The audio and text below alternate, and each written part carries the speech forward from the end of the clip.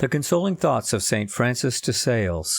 Consoling thoughts on trials of an interior life, infirmities of soul and body, etc. Chapter 7. We must labor at our perfection without uneasiness. There are two very different chords, yet equally necessary to be tuned before playing on the lute, namely the treble and the bass. It would seem at first sight that nothing could be more discordant than a high note and a low note, yet, by their harmony, the most agreeable music is produced, and, in the absence of either, the lute would be unattractive. In like manner, on our spiritual lute, there are two things naturally contrary, and of necessity to be tuned, before evoking any sweet sounds. These are, to have a great care of perfecting ourselves, and to have no care of our perfection, but to leave it entirely to God. I mean to say that we must have the care which God wishes us to have of perfecting ourselves, and, nevertheless, leave to Him the care of our perfection. God wishes us to have a peaceful and tranquil care, such as will make us perform what is judged proper by those who guide us, and that we go faithfully forward in the way marked out by the rules and directions given us. As for the rest, to repose on His paternal bosom, endeavoring, as far as possible, to keep our soul at peace, for the abode of God is in Himself and in the peaceful heart.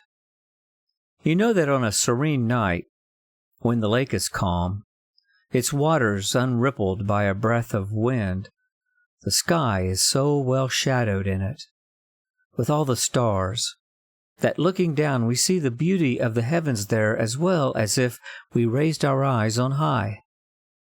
In like manner, when our soul is tranquil, unagitated by the winds of superfluous care, unevenness of disposition, or inconstancy of mind, it is well suited to bear an image of our Lord. But when it is troubled and disquieted by divers gusts and squalls of passions, and that we allow ourselves to be blown about by them, and are not governed by reason, which makes us like to God, we are then incapable of representing in ourselves the beautiful and holy image of our crucified Lord, or the diversity of His excellent virtues, or of presenting our soul as a nuptial bed worthy of Him. We must then leave the care of ourselves to the mercy of divine providence, and nevertheless do plainly and simply what lies in our power to amend and perfect ourselves, always taking the greatest care not to trouble or disquiet our souls. There is no weariness so weary as that which arises from the annoyance of many little but pressing and continual importunities. Our Lord sometimes permits us to fall short in those little encounters, that we may be humbled, and learn that if we have at any time surmounted great temptations, it was not by our own strength we did so, but by the assistance of His divine goodness. Do not waste time in combating the temptations that happen to you by contests and disputes with them.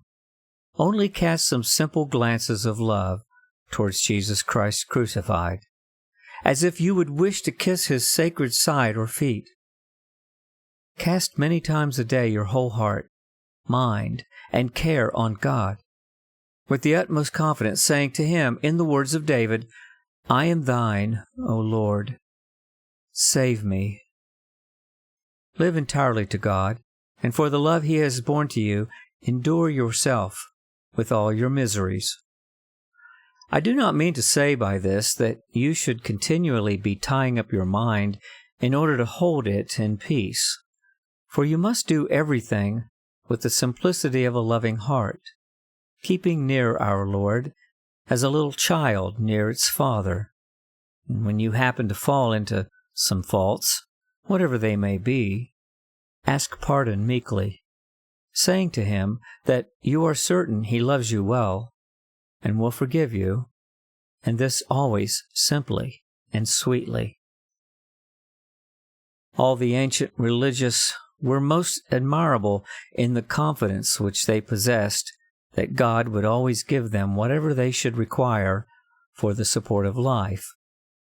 But I consider that we ought to repose on divine providence, not only for what concerns temporal things, but much more for what relates to our spiritual life and perfection. It is only the too great care we have of ourselves that makes us lose our tranquility of mind, and leads us to odd and fantastic notions. For when we meet with some contradiction, and perceive a little of our immortification, or when we commit some fault, however trifling it may be, we immediately imagine that all is lost. Is it so great a wonder, then, to see you stumble occasionally? But I am so miserable, so full of imperfections. Are you well aware thereof? Bless God for having given you this knowledge, and do not lament it so much. You're very lucky in knowing that you are only misery itself. After having blessed God for the knowledge He has given you, remove that useless tenderness which makes you mourn over your infirmities. We have some sympathies for our body that are very much opposed to perfection, and others for our soul that are incomparably more so.